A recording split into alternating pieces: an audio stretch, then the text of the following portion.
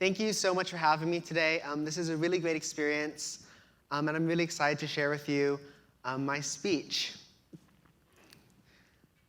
This year's theme was Strength in Unity, and I'm really excited to be here. Liberty is to faction what air is to fire.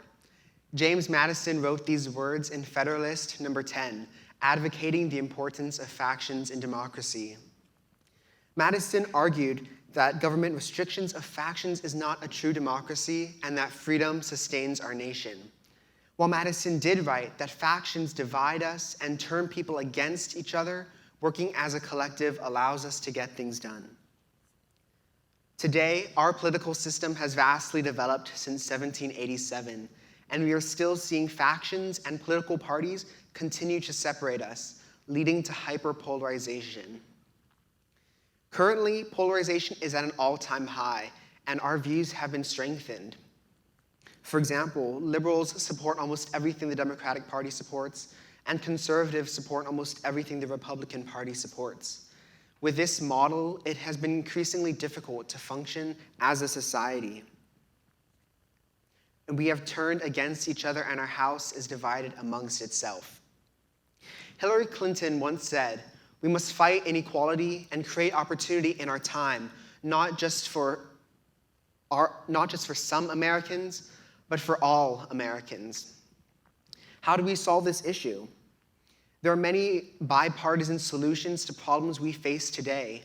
For example, President Joe Biden's Build Back Better bill is a bipartisan infrastructure package that affects the lives of every single American, including our own people.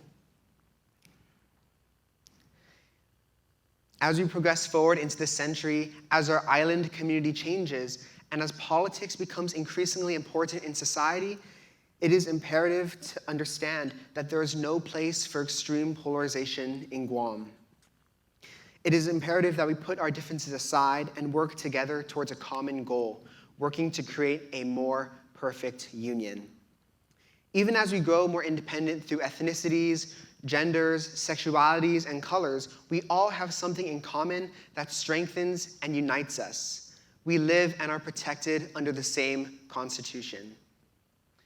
But where do we look for strength, and who do we trust to help us? We must look to one another, think about what we can do for each other and society, and work together. Our issues that we face affect us all, so it is only right for us to cooperate on those issues as a whole. This is the form of society our founding fathers envisioned. During the pandemic, when we were all at home and isolated, we found solace in knowing we were not alone in our struggles. Despite the past 2 years of setbacks, we were able to recover and come together as one. This is a testament to the resilience of Guamanians and people around the world. In her poem to the nation during Joe Biden's inauguration, Amanda Gorman said, "If we merge mercy with might and might with right, then love becomes our legacy." When we work together and unite, we can achieve anything. As the problems our island faces only worsens, it is important to understand. Thus, if there's ever a time to unite and stand as one, it is now. This cooperation and collaboration turns polarization into love. Love for the island we call home, love for the nation, and love for democracy. By doing this, we are laying the foundation for the next generation as we write the next chapter in history. As a society, we need to be more open to the ideas and opinions of one another and collectively put our actions to work.